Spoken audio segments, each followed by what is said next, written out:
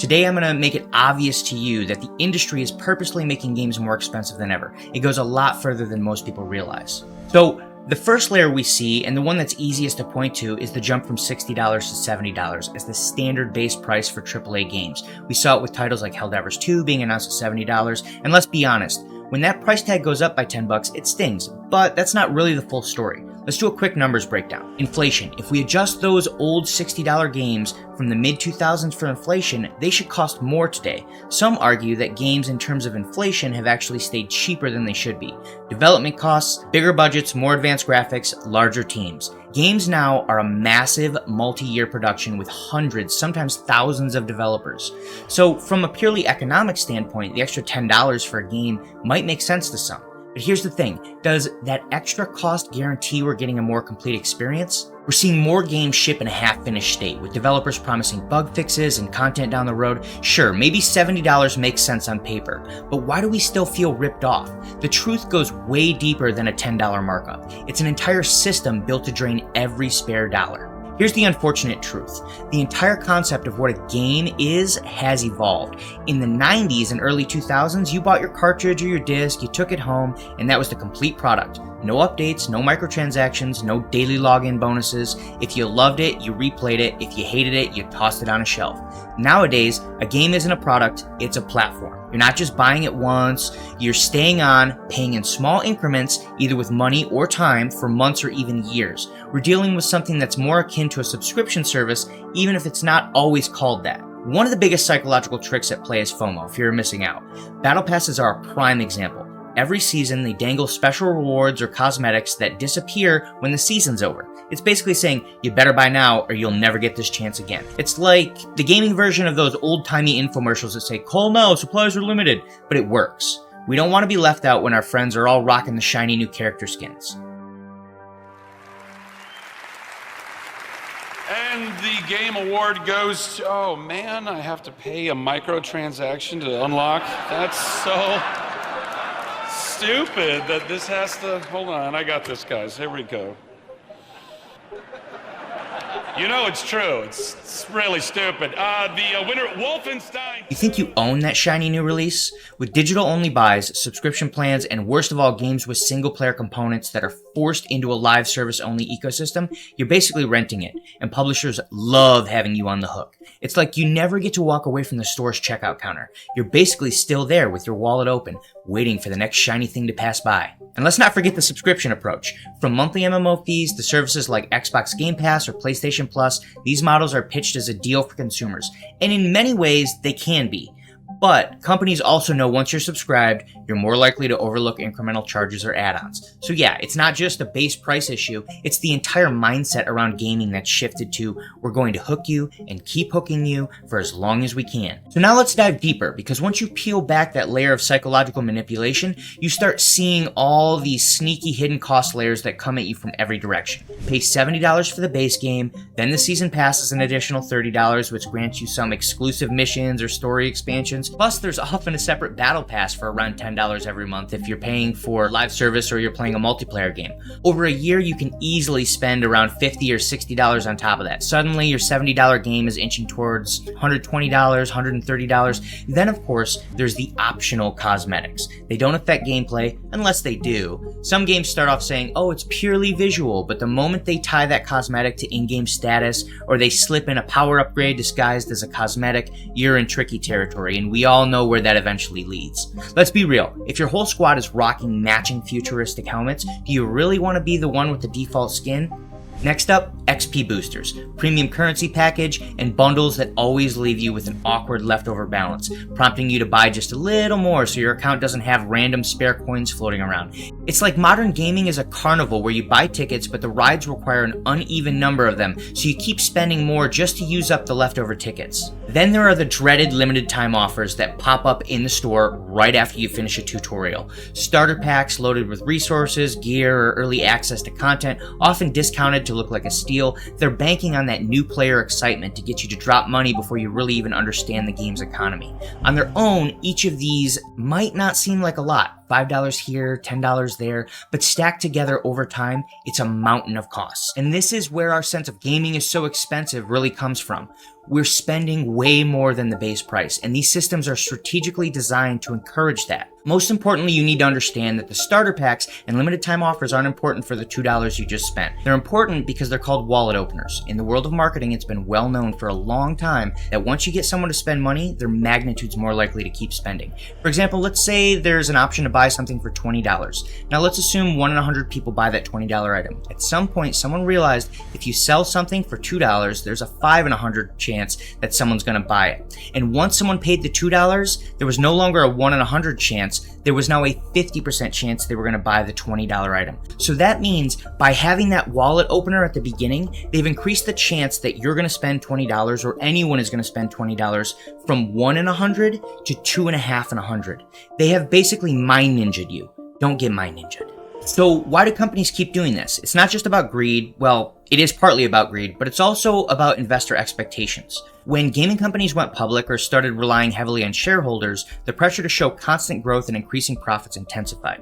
The live service model looks fantastic on a quarterly report. If you can prove that your user base is consistently spending money month after month, year after year, that's a golden goose. So if you wonder why every game and their grandmother is trying to be a live service, that's why. Recurring spending is a dream scenario for investors. Companies track two main metrics: user acquisition, which is 1, how many new players can they funnel in, and monetization, which is number 2. How do they convert those players into paying customers and keep them paying? Marketing budgets are huge because they want to make that big initial splash, get players hooked, and then rely on monetization strategies like the ones we just talked about to keep the revenue flowing over time. Another dirty little secret that has become not so secret in the last few years is something called whale hunting. In free-to-play and even many paid games, a tiny percentage of players end up spending thousands, sometimes tens of thousands of dollars. These are the so-called whales. Developers design systems to cater to them, knowing that if a whale is engaged, they'll cover the cost of hundreds of other players who never pay a cent. I remember sitting in a dev meeting where we literally discussed ways to keep our top spenders engaged: exclusive in-game events, direct personal contact from community managers, VIP items. It blew my mind, but that's how the business side works. But it's not just about in-game mechanics or corporate bottom lines. Social engineering plays a huge role. Gaming companies aren't just targeting your wallet, they're targeting your friend groups, your social circles, and your online communities to make sure you feel that nudge to spend money. Remember that feeling when your entire clan or friend group decides to get matching skins and you're the lone holdout with the basic outfit? That social pressure is enormous. Game companies know that if they can make cosmetic items into status symbols, you'll be more likely to cave and buy them just to avoid feeling left out. Discord servers are another frontier. Official channels often hype up new content, and you'll have community managers or volunteers who organically push the narrative that you just gotta have the new weapon skin. Meanwhile, streamer partnerships work wonders. Your favorite Twitch streamer or YouTuber is rocking a brand new costume. That makes you want to too. We already talked about FOMO, but combine it with social proof. Everyone around you is getting it, so you better hop on board. Sales timers, limited time bundles, giant red banners that say, "Oh, only 2 days left." All this is carefully curated to make you think you're missing out if you don't buy. Ultimately, we've reached a point where cosmetics are no longer just about looking cool, they're genuine status symbols. It's like wearing designer clothes, only in digital form. And once you have that new, unique skin, you want to show it off, encouraging others to do the same. It's an endless cycle. While many games claim to be cosmetic only, some tread into pay-to-win territory, where paying for a premium weapon or booster can tilt the competitive balance. That creates friction in communities and fosters a situation where not paying means you risk losing to those who do. It's a lose-lose for fair competition, but a win-win in the company's revenue stream. And it's part of the reason that I stopped doing content around the game Dragon Ball Legends quite a few years ago at this point. I love the idea of the game, but the problem is there's so many pieces of it that were pay to win, and I just couldn't deal with the fact that players who had less money just weren't going to be on the same level as people who were going to spend a whole lot more. Alright, let's take a moment and make some educated guesses. What does the future hold for us?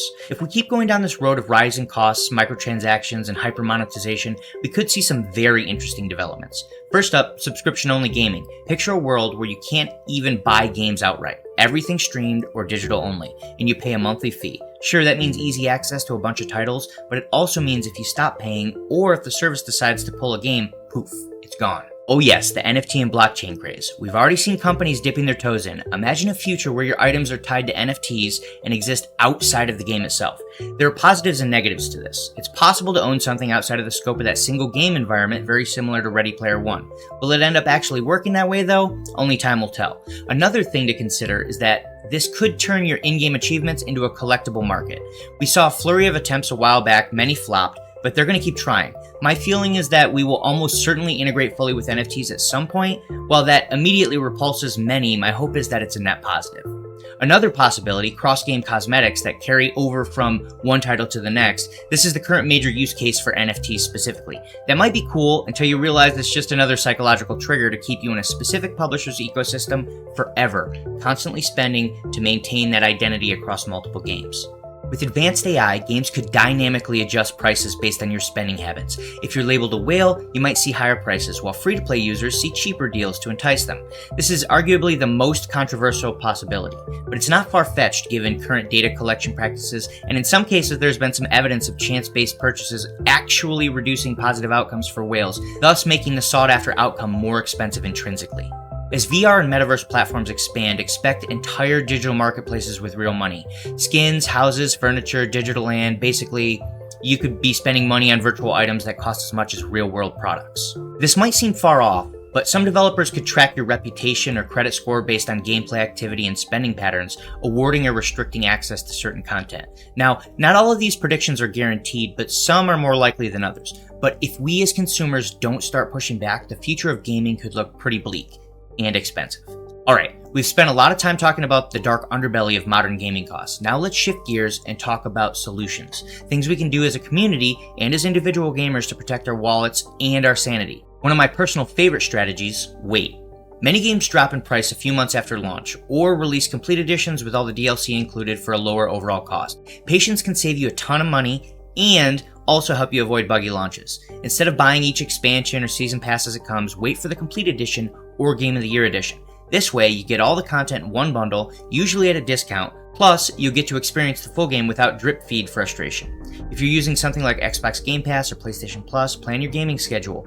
Focus on the titles you really want, play while they're available, and be aware of any DLC traps. If the game is about to leave the service, ask yourself, do I really want to buy it or can I move on? Before you buy a battle pass, do a quick personal calculation. How much time do you realistically have to invest in leveling it? If you'll only play casually, is it worth it? Sometimes the FOMO is strong, but if you're not going to finish the pass, it's basically wasted cash. Many platforms let you set spending caps or require a password for purchases. Use these features. It might feel silly, but it can stop those impulsive buys.